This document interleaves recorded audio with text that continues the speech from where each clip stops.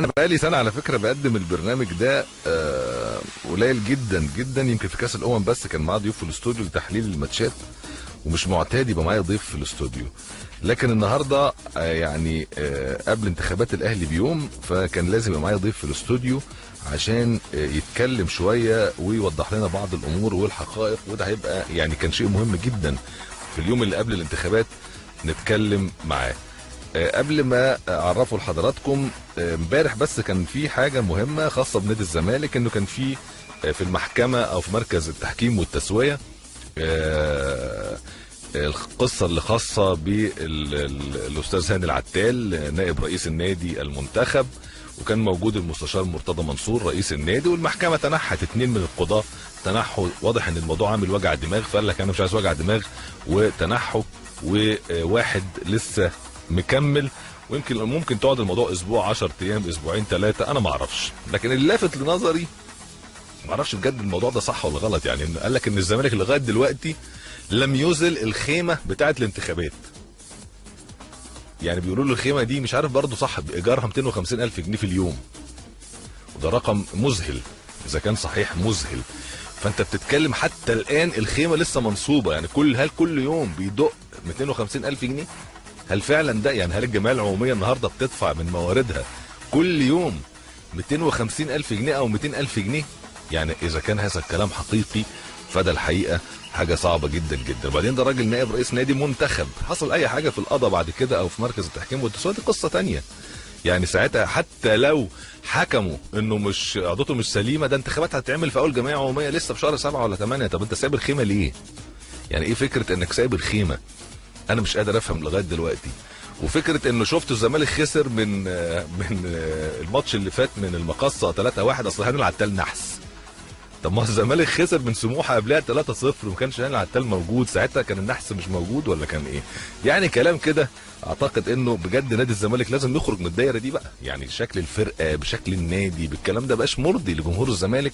فمفترض نادي الزمالك بعد الانتخابات يستقر، هي فكره الانتخابات الناس تستقر وتبدا مرحله جديده ودوره جديده لمجلس الاداره، لكن يبدو ان ده مش موجود. كتير جدا بين الاهلي وبين اي فريق تاني في الدوري السنه دي كنا متخيلين غير كده، يعني كنا متخيلين انه الانديه اللي زي الزمالك والاسماعيلي والمصري والفرق اللي هي يعني عندها طموح في المنافسه قبل الموسم، اللي جاب 20 لعيب واللي جاب 10 واللي جاب 8 واللي جاب 7 كده يعني.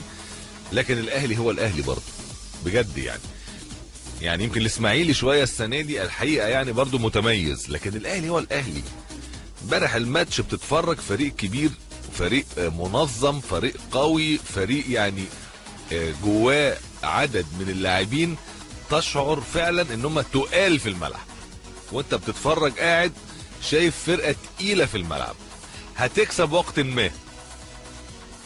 فامبارح الاهلي استحق الفوز والانتصار على المصري 2-0، ورد فعل تلقائي من حسام حسن، قال لك يمكن ربنا عامل كده عشان محمود طارق يكسب، عشان هو انسب. يعني حسام نفسه بعد الماتش هو مش مصدق اداء فرقته، يعني هو شايف ان فرقته كان ممكن تعمل ماتش احسن من كده، لكن برد فعل تلقائي قال هذا الكلام. ده فيما يخص المباراه وهنتكلم عنها بعد شويه. من الحاجات اللي لافته نظري ان الكابتن محمود الخطيب بقى موجود في كل القنوات وفي كل البرامج، يعني دي ظاهره الحقيقه توحي بقوه المنافس، يعني تديك ايحاء فعلا ان الجمعيه العموميه، احساس الكابتن الخطيب ان الجمعيه العموميه عندها ميول للمهندس محمود طاهر، بدليل ان الكابتن الخطيب الكابتن محمود الخطيب اللي كان يعني تتندر لما تشوفه في برنامج كضيف، وطبعا ليه برامج قدمها اكتر من مره، لكن بتكلم كضيف.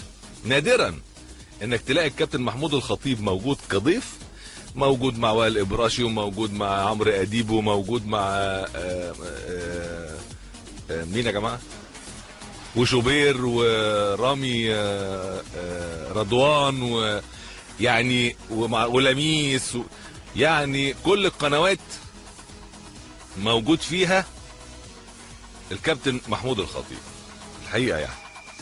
ودي زي ما بقول لحضراتكم تديك ايحاء بقوه المنافس جدا. لكن برضو مش ده الموضوع، اللي انا مندهش ليه يقول لك معقول.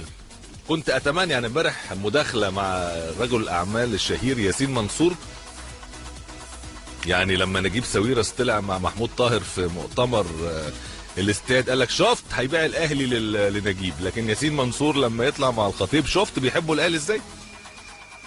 يعني بتكلم فرق تناول الميديا للموقفين يعني، لكن مش ده برضو الموضوع.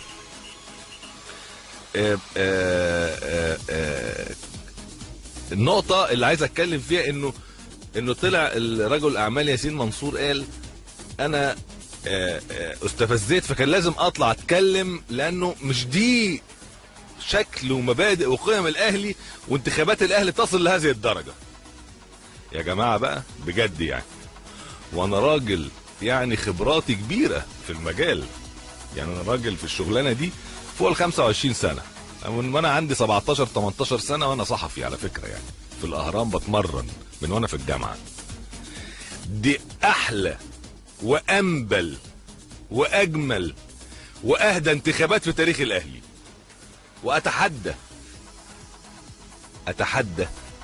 في تاريخ انا كصحفي الناس نسيت انتخابات حسن حمدي وحسام بدراوي والميديا عملت ايه في حسام بدراوي. الناس نسيت انتخابات صالح سليم وحسن مصطفى، الدكتور حسن مصطفى، والميديا عملت ايه في حسن مصطفى. الناس نسيت جنيدي اللي هو عنده غسالات ومعرفش ايه والحاجات دي، لما فكر مرة ينزل انتخابات في النادي الاهلي اتعمل فيه ايه من الميديا. هي دي فيها حاجة؟ ده حتى اللي مع المهندس محمود طاهر ده انا بسمع برامج بتردح لمحمود طاهر، والناس حتى اللي ضد او اللي مع محمود طاهر بتحسس على الكابتن الخطيب. يعني انا عايز تحصل مقارنات بس.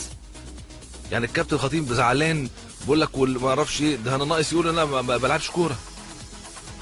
يعني دي وجهات نظر. يعني كل الناس حتى اللي مع المهندس محمود طاهر بتحسس على الكابتن محمود الخطيب احتراما لقيمته الكرويه اللي محدش يقدر ينكرها. لكن من حقي ومن حق غيري ونختلف ونتفق في الاراء. ممكن واحد بيسمعنا دلوقتي شايف المهندس محمود طاهر هو الراجل بتاع الاداره اللي يستطيع ان ينهض بالنادي الاهلي كمنظومه اقتصاديه هائله. واحد تاني شايف لا الكابتن خطيب، وكلنا وارد نتفق ونختلف في ظل ود واحترام. لكن انتوا شوفوا التناول بتاع الميديا لده ولده. يعني اللي مؤمن بقدرات محمود طاهر شوفوا بيكتب ايه وبيتناول ازاي، واللي مؤمن بقدرات كابتن محمود الخطيب شوفوا بيتناول ازاي. في ناحيه فيها ردح وناحيه فيها تحسيس بجد. ده بيحصل. وبعدين لما الناس تقول الخطيب في الكوره نحبه لكن طاهر في الاداره ننتخبه، ده راي فصيل كتير من الناس جوه النادي الاهلي وبره النادي الاهلي. وهقول لكم هديكم امثله على مستوى العالم كله. انديه العالم الكبيره اللي هي قد انديه مصر في الكوره كتير جدا في الكوره، يعني مين رؤساء انديتها عشان نشوف هل اللي باني رايه في الطريق في الشكل ده ايه واللي باني رايه على الشكل ده ايه. جزء كبير من اللي بيسمعني عايز الكابتن محمود الخطيب بالعاطفه، وانا يعني على فكره يعني اجل ده جدا جدا. والجمهور بيبقى عامل زي الطفل عند قدام النجم اللي مشغوف ويجري على امه كده، اهو الجمهور كده مع النجوم بجد، اللي هي المشاعر البريئه الفياضه. يعني الجمهور بيحب النجوم بمشاعر بريئه وفياضه. يعني ممكن يعاشر نجم يكرهه، بس هو عشان خاطر النجوم دايما بيشوفوهم في التلفزيون بس وبيعشقوهم، فدايما في مشاعر فياضه كده طول الوقت. وده على فكره مشاعر نبيله جدا لان مفيش فيها غرض. يعني الجمهور مش عايز حاجه من النجم، ونفسه فلان يبقى موجود، نفسه فلان يجيب جون، نفسه فلان كذا، من غير ما يكون في مقابل. وده انبل المشاعر ان انت تبقى حابب بدون مقابل. لكن هي في النهايه عاطفه. في ناس بتفكر كتير بواقعيه، وانا هقول لكم بره في اوروبا الانديه الكبيره، يعني محدش فكر طب ريال مدريد رئيسه ايه، طب برشلونه رئيسه ايه، طب اليوفنتوس، طب باريس سان جيرمان، طب مثلا الميلان، طيب مانشستر يونايتد، طب مانشستر سيتي، الانديه الكبيره على مستوى العالم. تيجي تبص تقول شوف مثلا نادي برشلونه، جوسيب ماريا بارتوميو، ده راجل اساسا مقاول وبزنس مان، مالوش في الكوره نهائي نهائي. اللي قبليه كان ساندرو روسيل، ده برضه رجل اعمال بزنس مان، مالوش في الكوره من 2010 ل 2014. من 2003 ل 2010 في برشلونه خوان لابورتا، ده راجل محامي وراجل بتاع سياسه، مالوش في الكوره. قبليهم جوسيب لويز من 78 ل 2000، 22 سنه، ده بزنس مان. من 78 ل 2017 لم يتولى رئاسه نادي برشلونه حد بتاع كوره، يعني كلهم يا اما بزنس مان يا بتاع سياسه. يا انت النهايه بتبني منظومه اقتصاديه ضخمه عشان تجدد لميسي ب 40 مليون يورو.